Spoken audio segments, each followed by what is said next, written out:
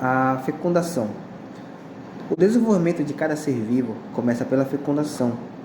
Então, cada ser vivo tem sua maneira e sua forma de se reproduzir. A fecundação ela acontece através da união entre dois gametas, masculino e feminino. O masculino, o espermatozoide, e o feminino, o óvulo. Então, a união desses dois gametas dá origem à célula ovo ou zigoto, que é a primeira célula de um novo ser, entendeu? Então, aqui nós falaremos sobre os diversos tipos de fecundação, como a fecundação das plantas, a fecundação dos animais, a fecundação interna, a fecundação externa, a fecundação cruzada, a autofecundação e a fecundação humana. Então, falaremos um pouco sobre cada uma delas, como se reproduzem, quais são suas maneiras de se reproduzir e suas características. Na fecundação interna, acontece que os gametas se formam dentro do corpo dos animais.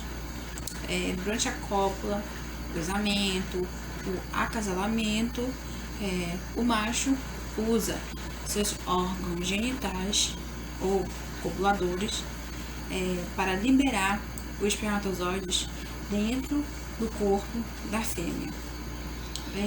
Já na fecundação externa, os gametas se fundem fora do corpo da fêmea, no ambiente. Voltando à fecundação interna, existem 3 formas diferentes para que o embrião se desenvolva, que são os ovíparos, temos os vivíparos e por último temos os ovovivíparos. Nos ovíparos, após o óvulo ser fecundado, o embrião se desenvolve dentro de um ovo, que logo depois irá ser depositado no ambiente pela fêmea.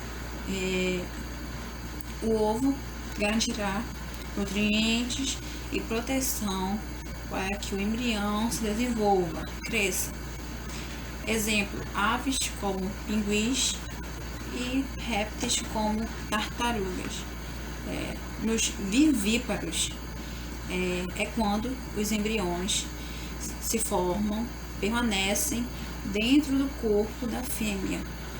Lá serão nutridos e protegidos pelo corpo maternal.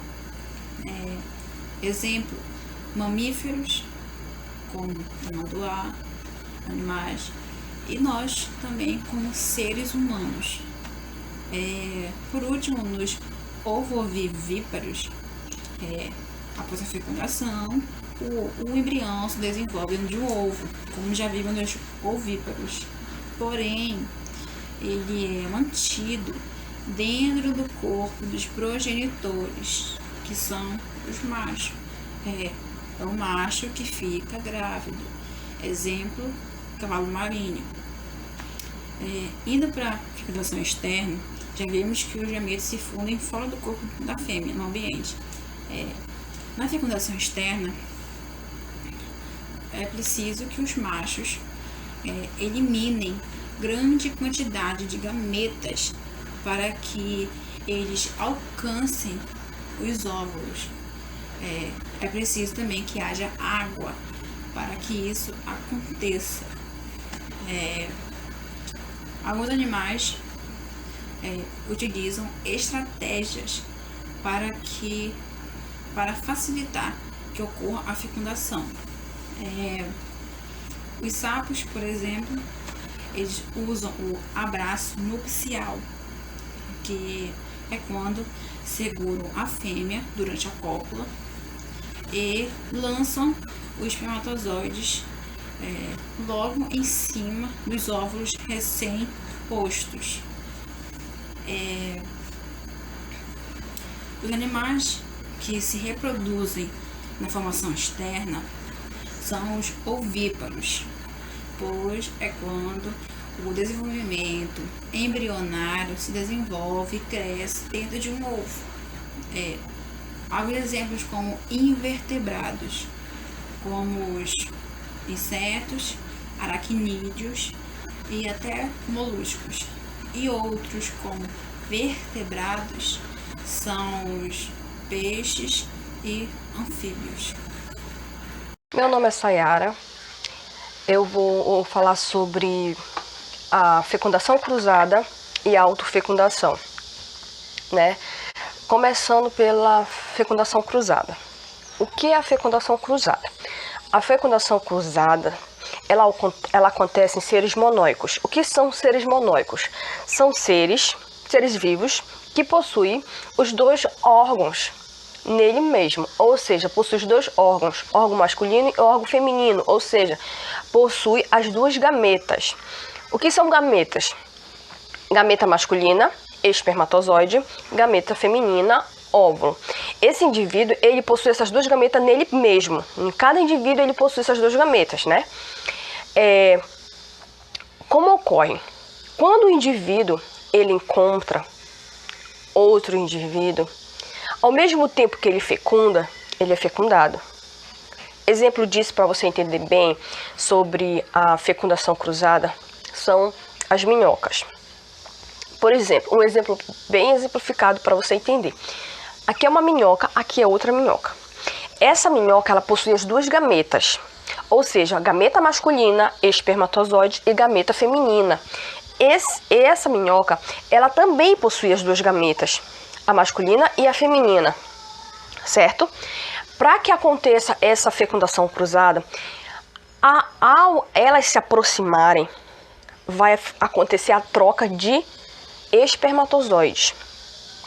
Não é necessário que sejam minhocas de sexos diferentes, ou seja, minhoca masculina e minhoca feminina, para que aconteça essa fecundação. No caso, elas podem ser duas minhocas femininas ou duas minhocas masculinas. Aí, nesse caso, podem ser duas femininas. Por quê? Porque ela não precisa de outro indivíduo para se fecundar e ser fecundada. Por quê? Porque cada minhoca, cada ser da fecundação cruzada, ele possui nele mesmo as duas gametas. O que acontece? Quando elas se aproximam, existe essa troca de espermatozoide. O que acontece? Ao mesmo tempo que essa minhoca fecunda ela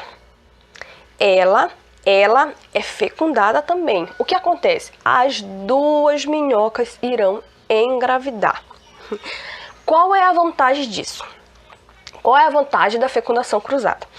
A vantagem da fecundação cruzada é a grande variabilidade genética, porque ao mesmo tempo que essa minhoca recebe o gene essa também passa o gene para outra, ou seja, e vai existir a grande variabilidade genética, onde a sua linhagem, a sua linhagem vai ser totalmente diferente dos seus genitores, dos seus pais, ou seja, são características totalmente diferentes, né?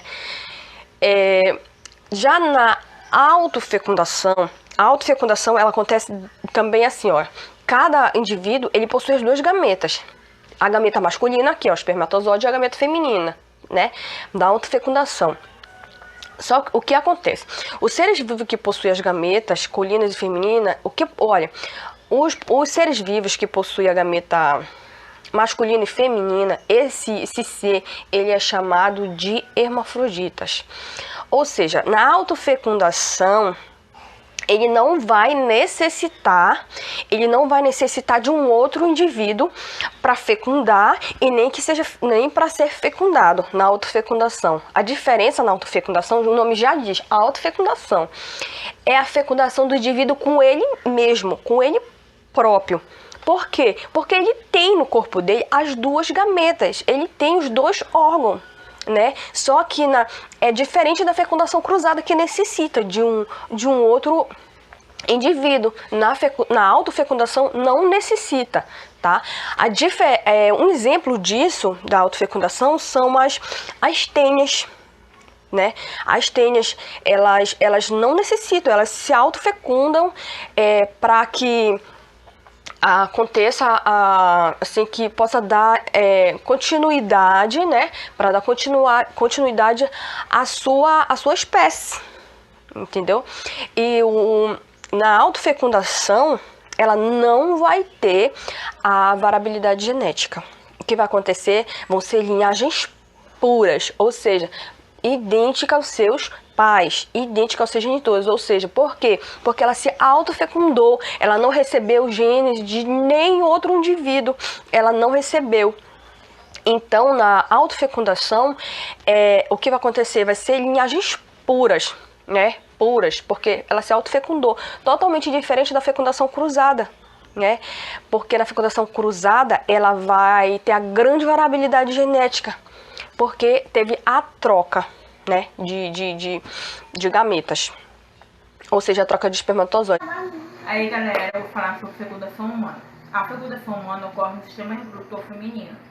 Tem dois principais componentes, que são o gameta feminino e o gameta masculino. O feminino é o óvulo e o masculino é o espermatozoide. Aqui tem o espermatozoide, que é composto pela cabeça e pela cauda. Na cabeça tem dois principais componentes, digamos assim, o agrosoma e o núcleo, onde está todo o material genético do gameta masculino. O óvulo, o ovócito, como a gente chama, ele é composto de citoplasma, zona pelúcida e da coroa radiada, que ambos fazem parte da decomposição da fecundação humana. Vamos falar da capacitação do espermatozoide. Antes que aconteça a fecundação, ocorre a capacitação do espermatozoide. O que é a capacitação do espermatozoide?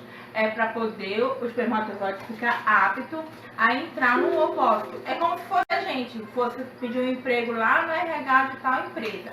Para poder entrar naquela empresa, tem que estar apto, tem que estar capacitado. É a mesma coisa.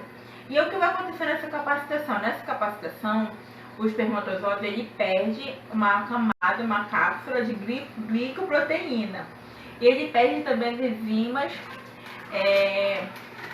do plasma seminal que está presente no agrosoma, aqui nessa região, tá?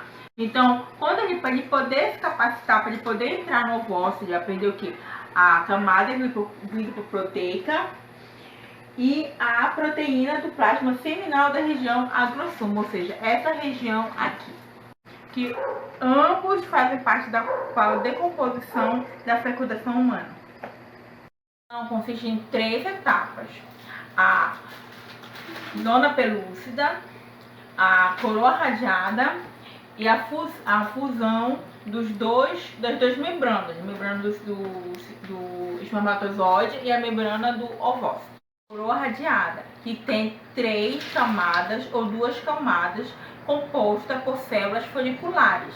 Essas mesmas células estão responsáveis pela parte protectora do óvulo. Igual aqui, ó. 2 ou 3 camadas de células foliculares. Essa aqui é a coroa radiada. Ocorre na zona pelúcida. Aqui no desenho ela está de peixe. Na zona pelúcida vamos ter glicoproteínas. E aí, quando a parte agrossômica do espermatozoide entrar em contato com essa zona, ele vai liberar enzimas e proteínas, que por sua vez, essas enzimas e proteínas, elas fazem com que o espermatozoide entre em contato com a membrana do ovócito. E quando ele entra em contato com a membrana do ovócito, acontece uma reação chamada cortical, ou seja, ocorre o bloqueio da entrada, e a partir de então não entra mais nenhum espermatozoide e entra só aquele que ganhou na loteria, como a gente costuma brincar. Aqui é a zona pelúcida de verde e a parte agrossômica do espermatozoide, que contém enzimas e proteínas. A terceira etapa da fecundação é a fusão das duas membranas, do espermatozoide e do citoplasma. Do ovócito, tá? E o que acontece? Depois que ele passa pela zona pelúcida, ele entra em contato com o ovócito, ele vai dar em contato com o núcleo, como tá aqui na imagem, tá? Aqui, ó, já aconteceu a penetração da coroa radiada, já aconteceu a penetração da zona pelúcida, que ele entrando, a parte laranjadinha. Aí vai acontecer a outra coisa, que é a fusão das membranas. O que após a fusão do espermatozoide entrar na parte do núcleo lá do ovócito, o primeiro ovócito não é fecundado, apenas o segundo, tá? Após essa penetração, a membrana do ovócito torna-se mais permeável para outros espermatozoides, ou seja, outras oportunidades, ou seja, outra fecundação, mas não no mesmo momento, tá? Aí o ovócito torna-se uma divisão meiótica, como tá aqui, uma divisão entre ambos, e se torna um pré-núcleo feminino ou masculino, que eles vão se fundir e futuramente se tornar. A fecundação garante que o número de diploide de cromossomos da nossa espécie seja restaurado, que o sexo do indivíduo seja determinado, que se inicie o desenvolvimento embrionário. E dessa forma vai se originar o zigoto. Aí o zigoto que vai ver o processo embrionário, que vai ver as gestações, os meses, até se formar feto e depois uma criança. É só isso aí. Obrigada. Observamos, analisamos diversas maneiras de reprodução, e fecundação é um ciclo natural que faz com que cada espécie leve consigo suas características e se desenvolva e leve consigo a sua hereditariedade. Observamos também que as plantas se reproduzem de forma assexuada e sexuada. A forma assexuada, ela precisa apenas de um pedaço dela para se gerar outra planta, enquanto a reprodução animal precisa dos dois gametas. Então, o ser humano, nós como seres humanos, precisamos dos gametas masculino, que é o espermatozoide, e o gameta feminino, para poder se gerar uma nova espécie, uma nova vida, e por aí levar essas características e dar continuidade à sua hereditariedade. Esse foi o nosso trabalho sobre fecundação. Espero que vocês tenham gostado bastante.